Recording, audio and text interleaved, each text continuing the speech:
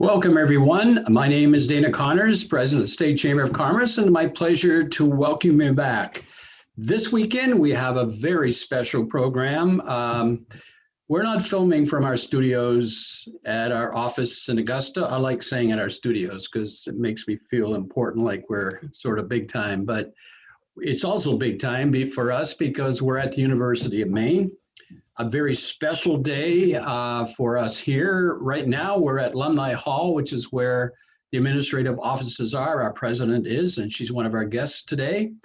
But today was a day about recognizing a partnership between the University of Maine and the Bicentennial Commission. It really was to help us celebrate our state's birthday, Statehood Day, as we refer to it. 200 years ago on this very day, Maine became our country's 23rd state. And it's only fitting that we recognize that.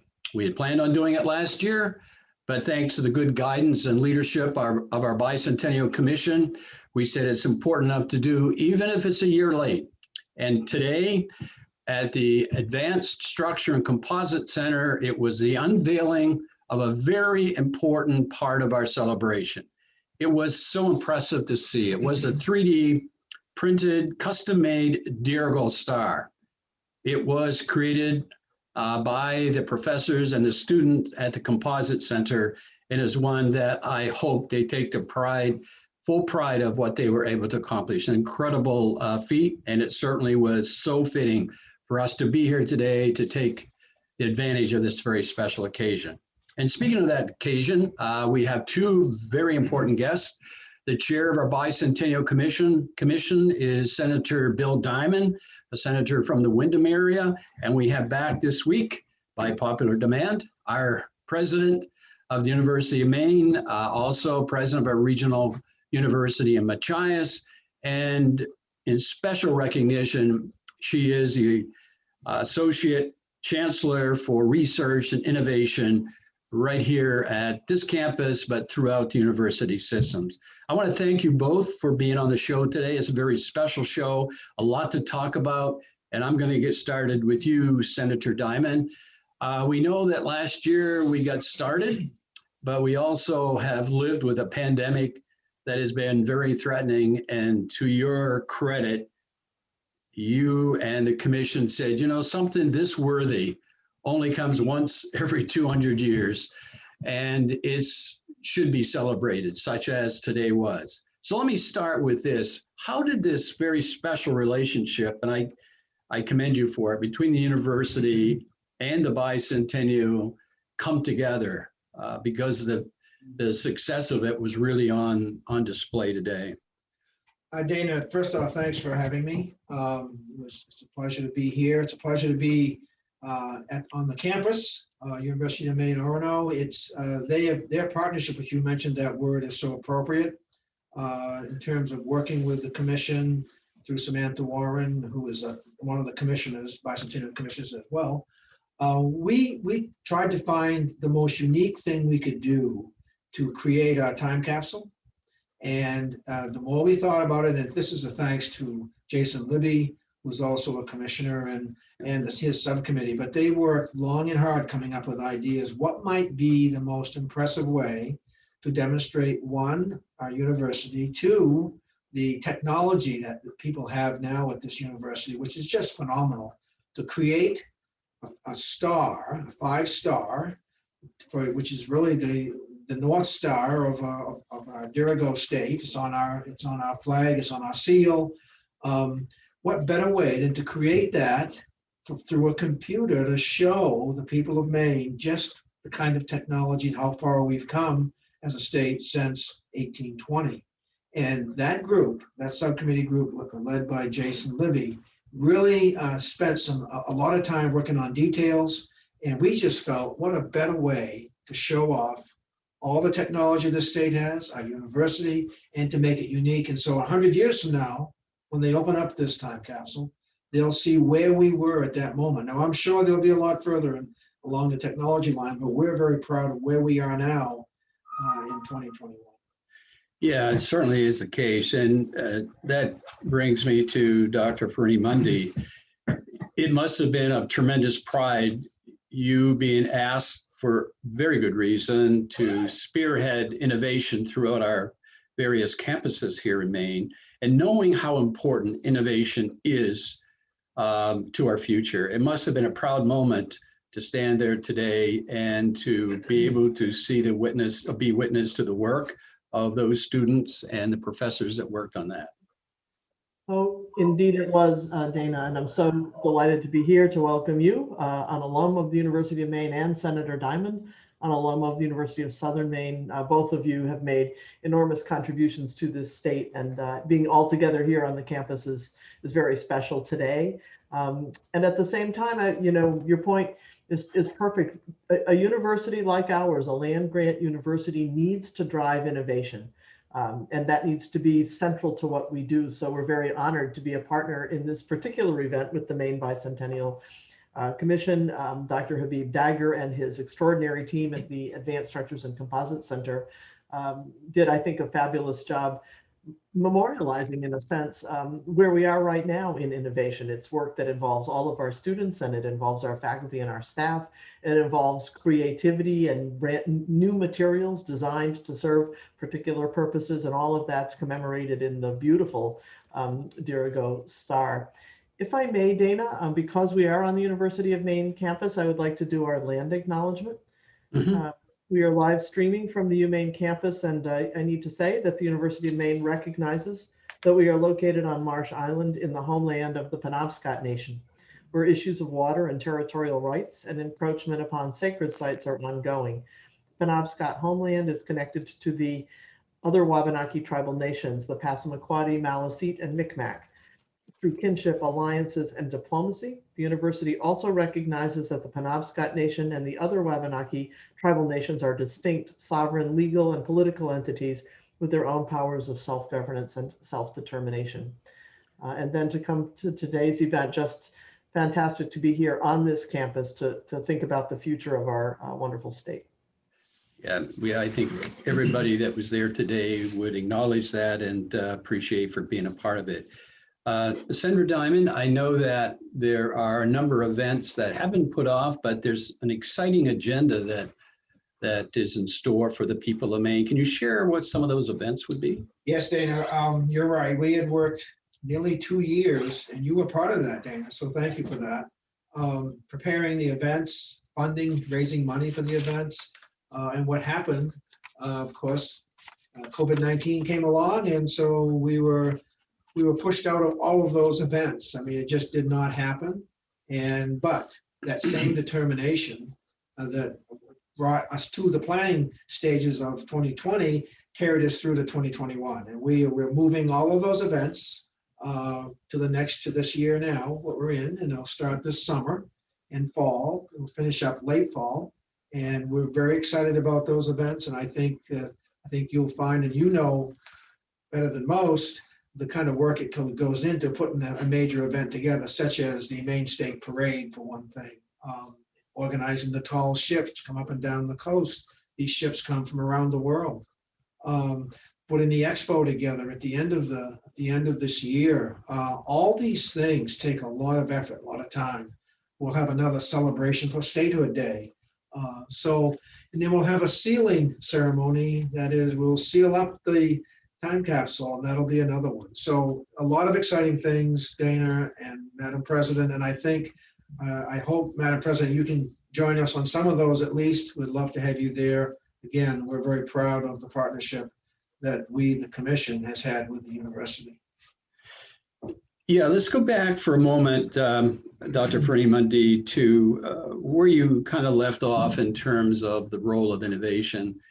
We, with the assistance of yourself and some of your staff members, we're doing our One Voice, which is a magazine devoted to 100 years of innovation in our state. And when you think about innovation, it's almost like the past meeting the future, because we recognize for companies to have been around 100 years, they've had to change the way they do things. They've had to update the way they do and what they do. And when you think of looking forward, today we saw excellent example of modern technology And I've got to believe that not only a part of our strategic plan, but the evidence of what we saw today at the Composite Center and knowing all that the university does for innovation, it would be wonderful to be able to share all of the capacity that's here so that people know that our system has been put in the front and an important position when it comes to making sure that our companies know that our university has the capacity to help us as we change, as we innovate, as we change the way we do our work. To me, that was one of the major takeaways, as well as the celebration of that capsule today, because for people to see what is here is really very, very eye-opening. Sure. Well, Dana, I would just add that it's at the land grant core, the idea that we are a partner with the state for its continued economic growth and development, and that we're constantly in a dynamic state of figuring out what's needed, diverting our resources toward that problem. I mean, you saw that all through the pandemic, everything from working on hand sanitizer production to other kinds of manufacturing supports to the state's manufacturers as they looked to pivot. But it's much broader than that, and it had its roots in the agriculture field, and we still do. You know, we still have cooperative extension that is working with Maine companies as they have specific needs. Our extension scientists are able to then do the work that's needed to help them adjust, improve productivity, deal with resilience of their crops, and so much else. And what you saw today in the advanced manufacturing area is really, truly internationally at the cutting edge. We have a partnership, for example, with Oak Ridge National Labs. The 3D printing that we see in our lab here, the boat that was on display at our event three years ago, is an example of that. But what's intriguing is that we have students who are right there helping do that work, helping to think about how to improve it, how to make it better, how to make it more efficient, more accurate. And they are our future. So this innovation is built into the way we're structured, and the support from the state, from the legislature, from our delegation in putting in place the infrastructure that it takes to have that is vital, and we hope will be ongoing, because that's what lets us look toward the future in the way that you described. Yeah, and truthfully, our future depends on it. So today, I thank the both of you, because it was a pleasure to be there, to recognize that, as we've heard it said before, from our past comes our future. And clearly, we celebrated our past today, and 100 years, they'll be opening up that capsule and probably wondering how resilient the people of Maine were to have lived through a pandemic that we've all experienced in 2020. Plus, it was a recognition for me that what has brought us to this point have been new ideas, new process, new technology, and that also speaks to our future. And frankly, I repeat it, but I do it for purpose, is that with the university system that we have, with the effort that you're leading, innovation will be key to our future success. So with both of you, I thank you very, very much. Look forward, Bill, to the times ahead that we get to celebrate this very meaningful year of 2020. And I thank you, Dr. Farini-Mundy, for once again being on the Maine Take, and once again showing us how important it is for the university to be a part of our economy. So to both of you, I thank you very much. Thank you, Dana. Thank you very much, Dana. Yeah, I now want to turn to our weekly event in which we take a look ahead as well as reflect perhaps on the week past. And to do that, I bring my staff in on the discussion, my advocacy team, if you will. And today's program will feature two. It'll be our Vice President, Peter Gore, and Linda Caprera, who is senior advocate responsible for taxation. So Pete, you want to kick it off in the next few minutes and indicate what you're dealing with that our listeners, our viewers should be aware of. Thanks, Dana. Actually, you know, what I was thinking of, so we're going to talk about what we've been dealing with and what we're looking forward ahead to, I think I'm going to turn to Linda first and ask Linda to just give a quick recap of where we ended up with a supplemental budget, since the legislature had two fairly contentious days last week dealt with that issue primarily. Yes, hi everyone. The legislature finally passed, after 2 days, grueling 2 days, they finally passed a supplemental budget, LD 220. This budget is really something that they should be proud of. This budget passed overwhelmingly in the House, 139-1, and it was unanimous in the Senate. And what this bill does is really provide 100% for the PPP loans, which really are businesses that are struggling in this pandemic, really needed. It's something that Congress provided, and it's something that the state has now adopted. So it's really instrumental in going forward to these companies that really struggled. The businesses will all be allowed to deduct the expenses associated with these loans, and these loans will be tax-free.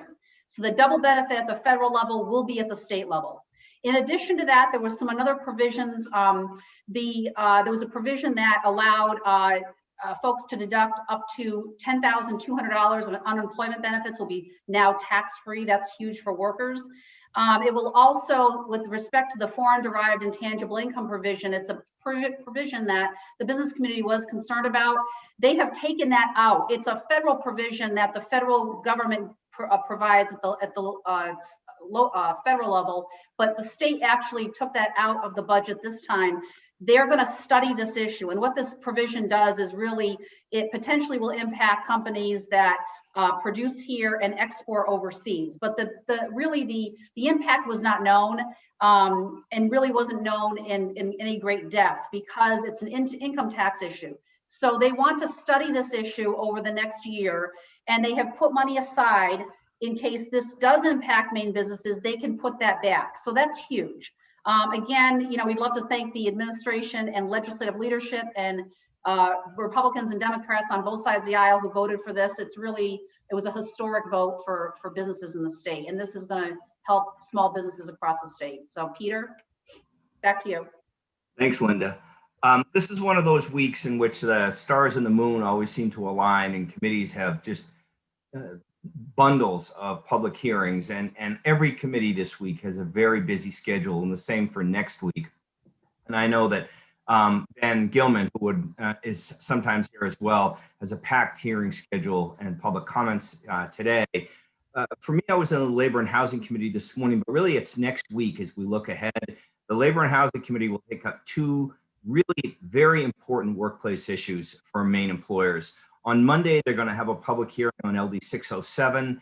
That's a bill that would increase the wage threshold that determines whether you're a salaried employee or whether you're an hourly employee, and therefore eligible for overtime. There's a federal standard and there's a state standard in Maine, and Maine standard is higher than the federal standard, but this would be significantly higher than the current standard here in Maine. As a matter of fact, one of the highest in the country.